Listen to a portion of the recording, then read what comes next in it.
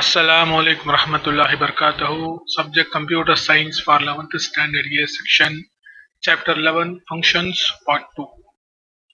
Last class we completed the following topics in Functions chapter where we discussed about the built-in functions like gets, puts, get character, put character, is all num, is alpha, is digit, is lower, is upper, to upper and to lower.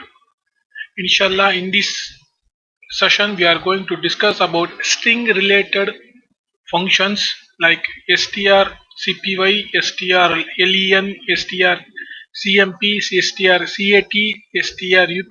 strupr, strlw and mathematical functions cos, square root, sin, sine and power. Let's start our class. First topic is string manipulation. So, get like character functions, string functions is also available in C++. All the string related built-in functions are stored in the header file called string.h. This header file is also called as a C string, has several common functions for dealing with the strings stored in an in array of characters. So I already told you in the previous lesson that all strings are stored in the form of array of characters. So array means a group of variables which share same name but they differ in different index number. So last class we discussed that there are different types of character functions. In this lesson we are going to see string functions. First string function is string cpy, strcpy. This function takes two arguments. Here arguments refers to input. One is target, another one is source. What this function do? It copies the character string pointed by the source to the memory location pointed by the target. The null terminating character /0 attached to the string is also copied. So strcpy copy this source file to the targeting string. So we will understand this string function strcpy by using 11.6 program. So open the developer C++7, open the file 11.6 where a program is written related to strcpy, that is string copy. We are copying a string from one location to another location. So here in this program you can see a new header file is included, namely string.h. After that we create a two string arrays, that is array variables. One is source, another one is target. So what is the difference between these two array variable? Source is indefinite number array variable, whereas target is a defined array variable. It means in source we can store up to n number of variables, n number of characters, whereas in target we can store up to 20 character, because within the square bracket we mention the number. So in source we didn't mention the number, that's why it is called as n variable or n number of array character, where this variable is also array but it is definite. It means up to 20 character only stored in the target variable. So both are array variables. So source is infinite, target is definite. So first what we do, we try to display the content of the source and the target array variable. So source contain the computer science string, target contain the target string. After here we implement the strcpy, that is string copy. So string copy copies the file from this target to source. So string in target after copy function included. So target is the location where the source will copy. So from the source all this thing is copied in the target. So now I am run the program. Here you can see the output of the program.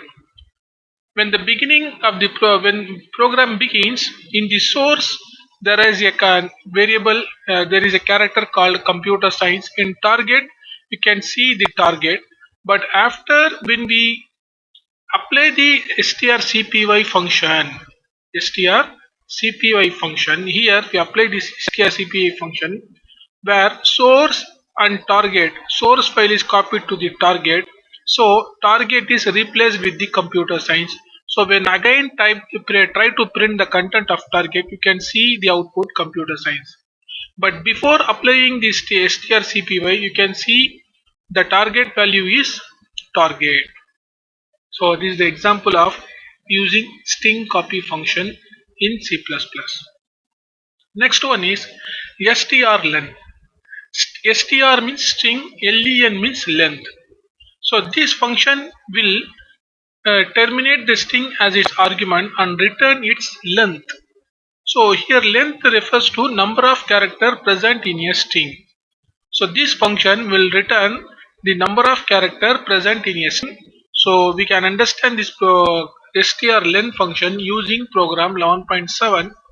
So here you can see, as usual we included a string function, as usual as after that we create a array of variable source where we store the uh, value computer science. So here we print the source.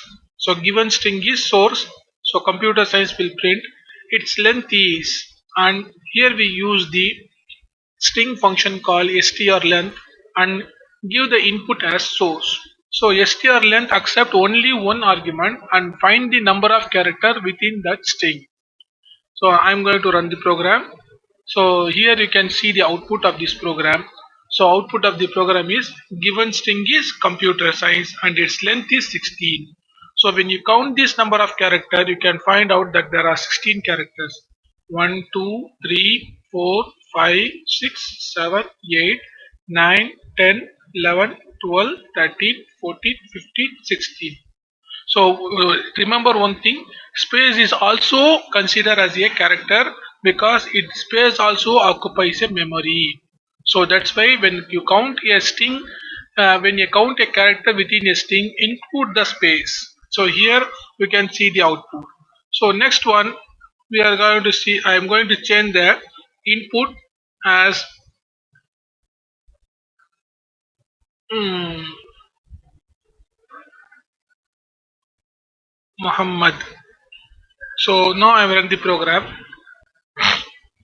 Now you can see the result. So Muhammad string contains 7 letters, 7 characters. So the length of the string is 7. So in the same way, whatever input we want, we can give the input as a string to the strlen and get the length of that string. So next one is strcmp. strcmp means string compare. This function takes two input, two argument. One is string 1, another one is string 2. So what it will do, it will compare the content of string 1 and string 2 lexicographically. Lexicographically refers to each and every character of the first string and first character, second string, and each and every position of the characters are matched, compared.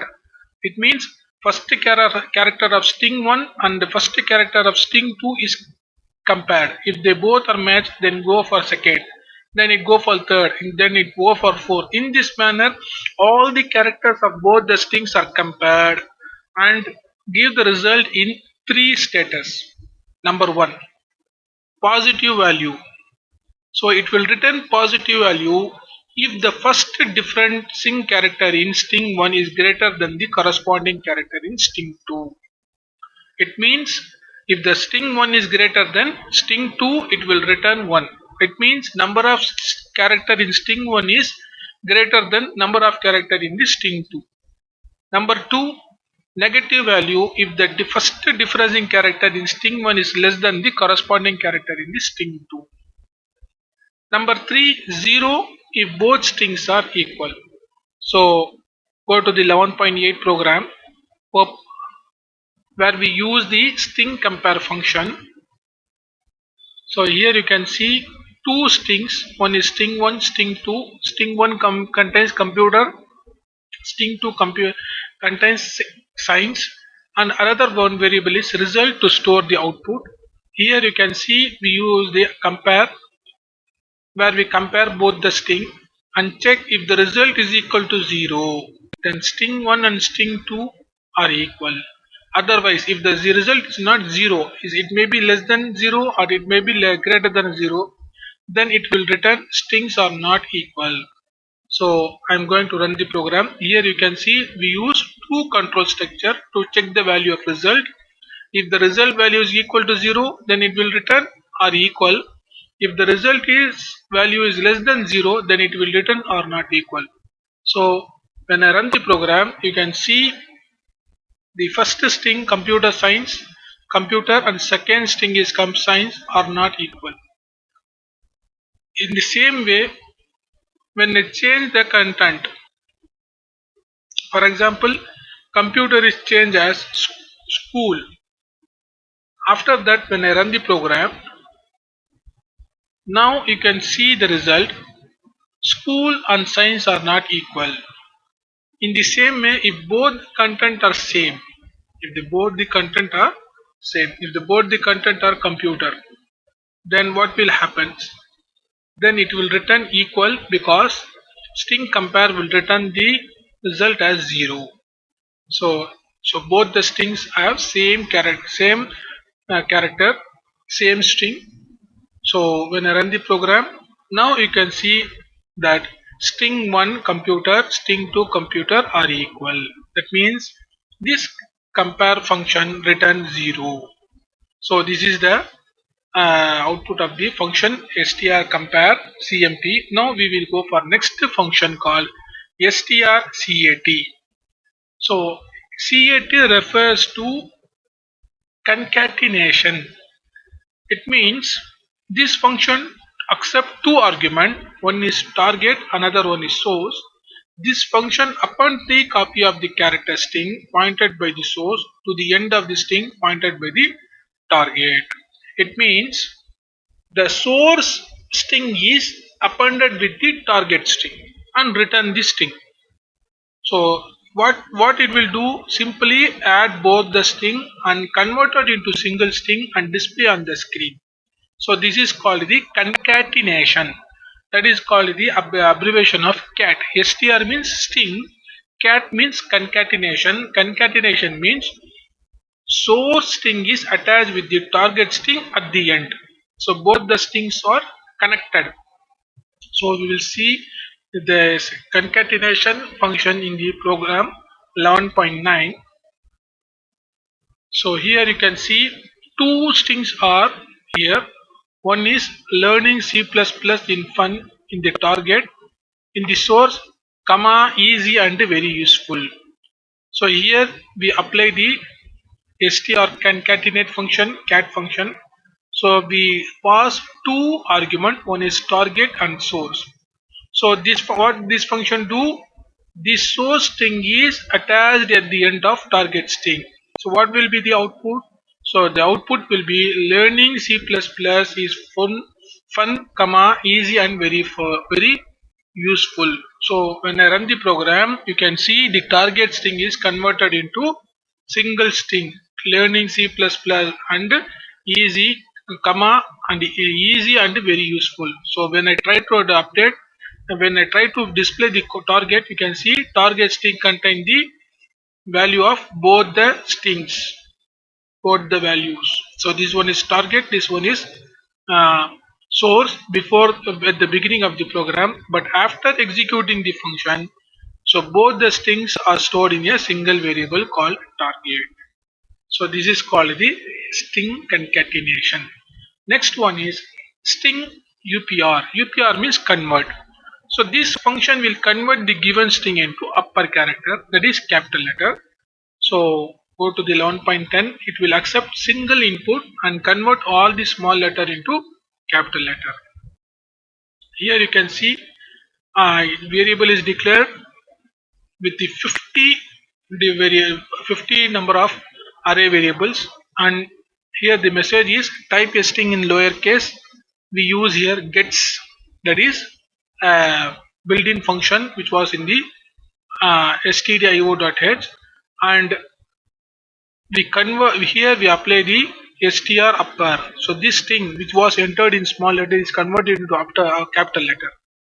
So run the program. Now you can see the given number in small letter hello. So the hello is converted into capital letter. Whenever we use this function, you can see the hello is converted into capital letter. So this is the purpose of this function. Next, the the source string is converted into capital letter. So run the program, give the input. So in small letter hello, then you can see source string into capital letter hello. All this string is converted into capital letter. In the same way, the next function is to lower strlwr string lower, convert the given string in small letter. So go to the program 11.11 where we convert the given string which was in small letter and into the which was in capital letter and convert it into small letter. So store string is converted into lower less. So run the program. So what the question? Type any string in upper letter. So can type in capital letter. Now you can see so string is converted into hello because of the function strlwr string lower. So I hope you understand these string functions very well. Now we will see the next topic, mathematical function. So most of the mathematical functions are defined in math.h. There was a special header file where all the mathematical functions are included. Some of the mathematical function we will see here. The first function is cos function. Cos function takes single input in radians. The cos function return the value in range of -1 and 1. The return value is either in double, float or long double. So open the program 11.12 where we are using a function called cos function. It will accept all the input in radians. So here you can see a math header file is included. Two variables are used with the data type double. First value is 0.5 and result is stored. A result value get the output of cos function and display the result by using this statement. So run the program. So here you can see cos 0.5 is 0.877. So here in this, because of this statement we get this output. So cos within the parentheses x value is displayed. After that we use double quotation. After we try to display the output of result function. So cos function will return the value in the next one is square root. It will return the square root of the given value accept only a non-negative numbers. That is positive numbers only accept. If a negative value is passed as argument to square root function, a domain error occur. So a square root function accept only positive number and converted it into square root. So the condition is we cannot give the negative numbers as input. So if we give the negative numbers, what happen? A domain error will occur. So here you can see math function header file is included. We give the input as 625. We store the result in the result variable by using here we use the square root function and display the square root value. So what is the square root value of 625? It will display here. You can see 25 is the square root of 65. If we give the input in negative number, for example, if you add the minus sign before the 625, the input argument, then what will happen? Then it will give the result as none, means it is a error. So in square root function we cannot give negative numbers. Next one is the next mathematical function is sine. So like cos, it is also accept the value in radians and return the sine value and the function power function. This function will return accept two inputs. One is base, another one is exponent. So if any argument passed to power is long double, the return type is converted to long double. If not, the return type is double. So default return type of the power function is double. If you give the value more than the double range, then it will automatically converted into long double. So we will see both the functions sine and power in program 11.14. So open the C++ program 11.14. Here you can see we use the math function. Here we declared three variables: base and exponent for power function, and result to store the result value. Base value is 5, exponent value is 4. Here we use the power function where we pass the base and exponent. Here we display the result of the power function. After we declare another variable x where we store the 25. After we use the sine function and return the display the sine value in the store the sine value return value in the result variable and store display the result value. So run the program. Now here you can see 5 power of 4 is 625 and sine value 25 is minus 0.135.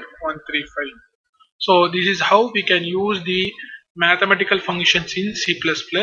So I hope you know how to use string function as well as the mathematical functions in C++. Clear all your doubts. If you have any doubt, contact me. Prepare well. Best of luck. Thank you. Assalamu alaikum.